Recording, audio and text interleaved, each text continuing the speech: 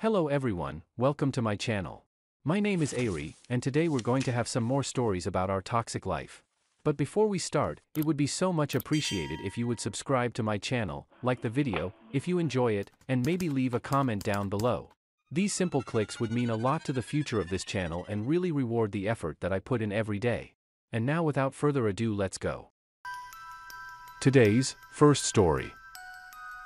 In this story, OP discovered that their wife had been having an affair with her therapist for 7 months. The wife had become distant, hostile, and secretive, leading him to investigate and find evidence of the affair. When confronted, the wife admitted to the affair but expressed a desire to continue both the affair and the marriage. He is conflicted and considers the idea of an open relationship. Now let's get into the story. About 4 days ago, my wife consummated an affair she's been having with her therapist for the past 7 months. 3 months ago, she cut off intimacy and told me I didn't deserve it anymore and I have to earn the right. I found myself in a dead bedroom. As time went on, I kept attempting to talk things through with her. I was starved of intimacy, touch, and reassure. I felt betrayed. I was convinced that there was more to it. But she kept explaining things away, redirecting the questions, changing facts, etc. I regularly prompted her to please be open and honest with me so we can work things out. But I was exhausting her. She never had time for me, and always had higher priority things to focus on. Her resentment of me grew, and she was openly hostile to me at this point. Then she scheduled a trip to go to a women's empowerment event, females only, and I knew in my heart what was happening. She had found a cover story that she knew I wouldn't argue with. I couldn't sleep, so I snooped through her accounts again. I went through the phone records, search history, and purchased a background search service so I could find out which numbers were whose. There was a suspicious number, so I decided to give it a call. And sure enough, the name on the voicemail was none other than her therapist. I did a background search and discovered he lived in the same town she booked the hotel on the second night of her trip.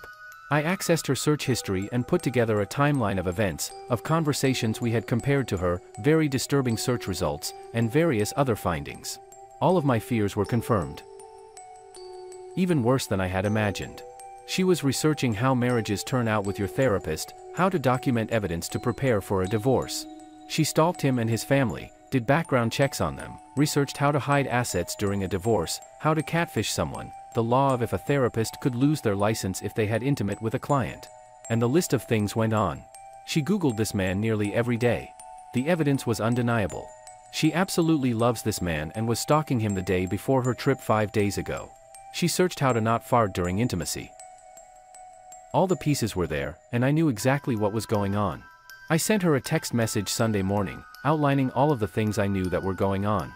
I called out her affair partner by name and said she needed to come clean if she had any desire to fix our relationship. She returned Sunday a day early. She demanded to know where I got this info from, but I withheld it and told her where I got it from is not important. And I held my ground. I didn't want to give her the opportunity to obfuscate, twist, deny, or reason with any of the evidence. Eventually, she spilled all the information. She described in detail how they had intimate. She told me she wants to continue on with the affair to see where things go, but also wants to continue her marriage with me because she loves me. I'm sickened. I'm horrified. But for some reason, I can't help but think, maybe I should try to have an open relationship. Maybe it'll be fun, even. Please, someone, shake me out of this idiotic line of thinking. After some intense hours of her sharing and telling me everything, and the more I think about it, the crazier this all sounds. Apparently, her therapist is a leader of a group of men that go out into the woods for sexual male empowerment sessions, which are secretive, and they are not allowed to say what goes on there. Instead of my wife attending the female version of this, she attends the graduation ceremony of the male session, where each guy gets on stage and tells his emotional story. Then the family members come on stage to give testimonials of how the man's life improved after joining this group. I could just be paranoid, but now I get the feeling her therapist recruits vulnerable women for this organization and indoctrinates them to take advantage of them sexually. I can't prove that I'm at a loss. On one side, I'm deeply disturbed and upset by my wife's actions. On the other side, I think she was taken advantage of, manipulated, and coached by her therapist, and I could report him to the board to have his license revoked. Today's second story. In this story, Opie's wedding night takes a tragic turn as he discovers his wife's affair with a close friend. They upheld religious purity and had limited time together before marriage. On that fateful night, his wife's emotional detachment and late-night confession of love for the friend shattered their union. Confrontation ensued, leading to a public divorce announcement at a family gathering, resulting in chaos. Despite high wedding costs and religious beliefs, the author stands by his decision, believing it was crucial to expose the truth. His wife subsequently left with the affair partner, severing ties with her friends and family, leaving a trail of heartbreak. Now let's get into the story. My wife and I were married for one night before I caught her with AP. I know, it's crazy. My wife and I dated for 2.5 years. As part of our religious beliefs, we were to remain pure until marriage. If we didn't hate each other, that was good enough for us to marry and commit ourselves for life. We didn't get to live together or spend more than 3 hours a day together because work and everyday chores took priority. So when we got married, I was very excited and looking forward to the life we had ahead of us. Since we were very close to our family and friends, we had our wedding at a venue with a bed and breakfast, and over half of the people at our wedding got rooms there. Even though I was nervous and didn't think I knew what it meant to be a husband, I meant the vows I took with her. I wanted to learn with her and grow. She on the other hand seemed nervous, uncertain, and like she was going through the motions. She'd smile, but her face was full of focus and looked like a mask. My wife and I had been drinking, so our first time making love was awkward and floppy. It worked out great for me, at least. I crashed beside her after our long, meaningful day, full of promises and a hopeful future. Then I woke up at 2:30 a.m. from thirst, only to find my wife was gone. After gulping down water, I started searching for her. I listened in on the doors where wedding guests slept. I knocked on a few, but no one answered and I didn't hear anything. I finally got to a door where I heard voices and crying. I heard my groomsman comforting someone else. He said something about pressing on, even when it seemed impossible. Whoever he was talking to was so upset, I couldn't make out what they said. The comforters said they would always have each other, and any chance they got, they would be together. He called this person babe, sweetheart, and finally said I love you. I recognized his voice as my single unmarried friend, and we were all pretty religious, so I was surprised he had anyone in the room with him unless it was another man and he was gay, which would be pretty scandalous. Then I heard my wife's voice, telling him she loved him too. Her tears started flowing again as she told AP that she couldn't hide it anymore. She didn't want to be with me, she wanted to marry him.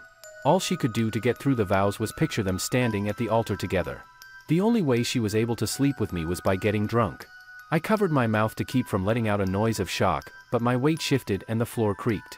The door whipped open, and I saw my friend and groomsman, looking shocked and ashamed, with my wife sitting on the bed behind him, eyes and face red.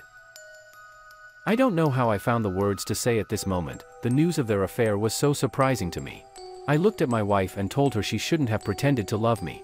I said I hated her for using me to cover up the relationship she really wanted. If I hadn't found out, she would have ruined my life. I would have been living a lie while she slept with AP behind my back. She was crying very hard and admitted that she was sleeping with my friend. She pleaded with me not to tell her parents or anyone about this. She got on her knees and said she would do anything for a quiet divorce. I told her she was a cheating coward that deserved to be embarrassed and shunned.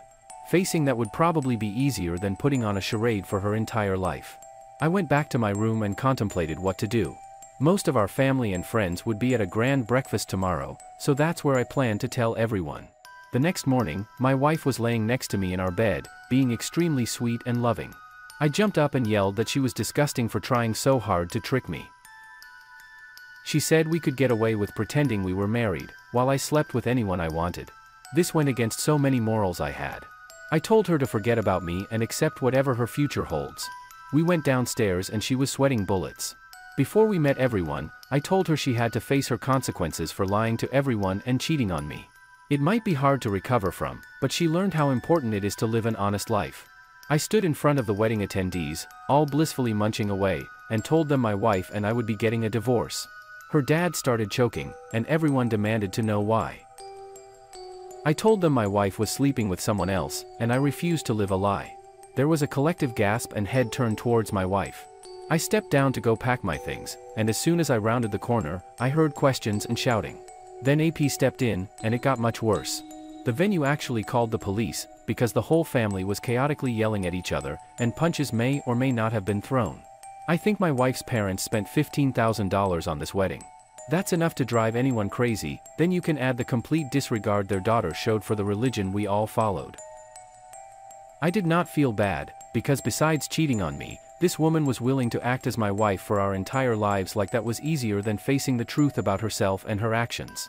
I know I did the right thing, even though she ran away with AP, never to be seen in the area again.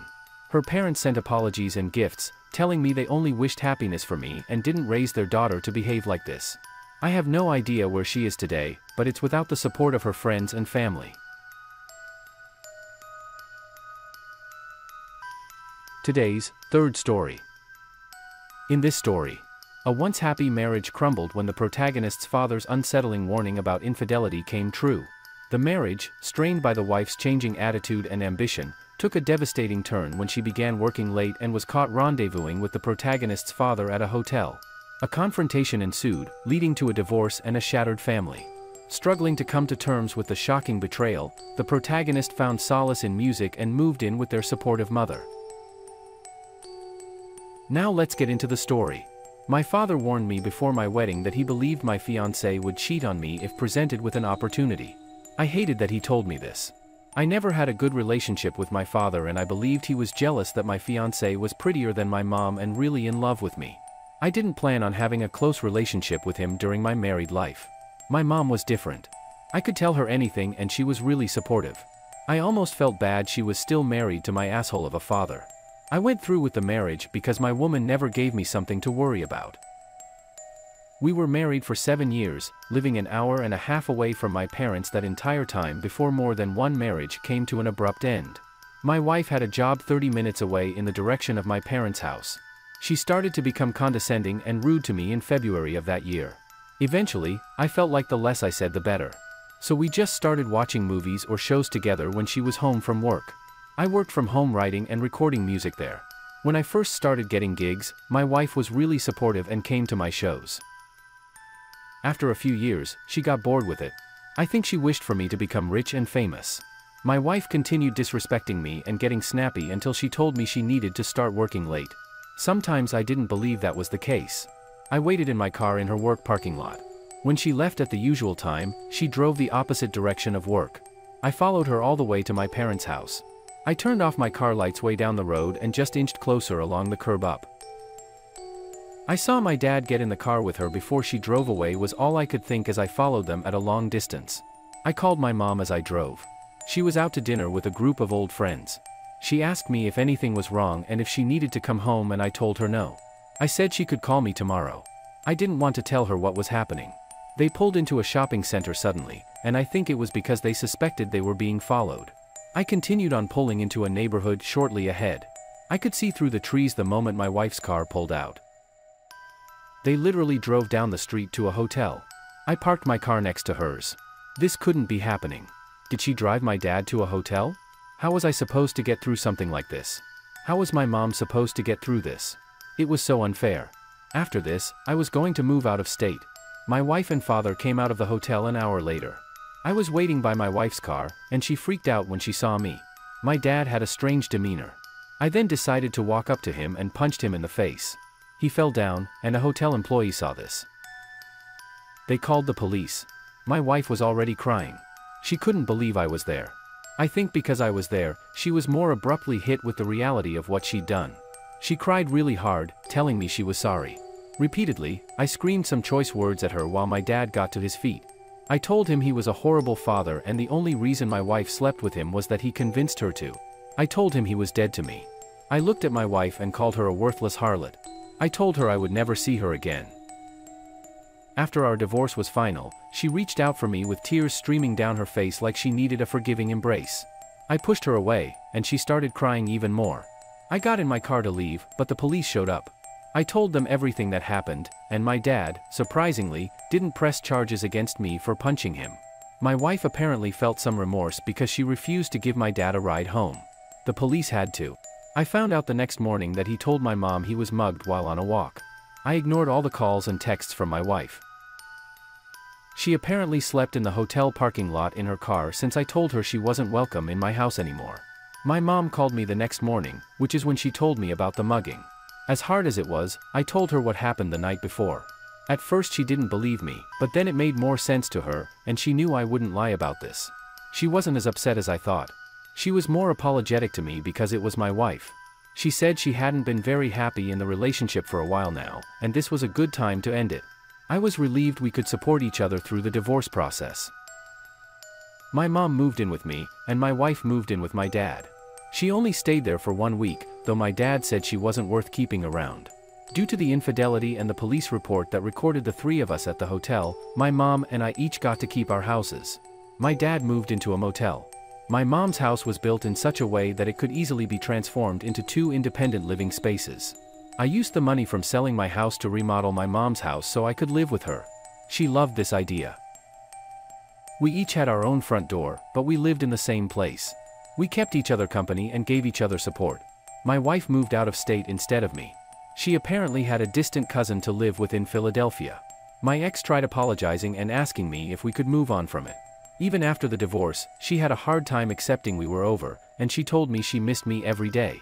I'm sorry, but cheating on me with my father is unforgivable. She didn't deserve to have anyone trust her again. As soon as she got a new boyfriend, I took the liberty of sharing with him through social media what my ex did to me. At first, he didn't believe me, but he broke up with her. A month later, my ex called me, crying and yelling at me. I told her I didn't do anything wrong. If anything, I spared him heartbreak. She said she wouldn't do that ever again. And I asked her what made her do it to me. She said she didn't know. But my dad talked to her about how I never grew up to be a man and she could be loved better. I haven't spoken to my dad since that day. I don't know where he is or what happened to him. My mom hasn't spoken to him either. But we're there for each other. We each found a new person to start dating, so that's cool. I don't respond or answer her calls from my ex anymore, and I won't barge into her dating life again. I realized I have to move on. And if I'm speaking with every new partner she has, I'm not moving on very well. I've actually gotten more gigs and income from my music since this happened. It's the thing I enjoy the most in life. And the fact that I can pursue this dream makes me a very happy man.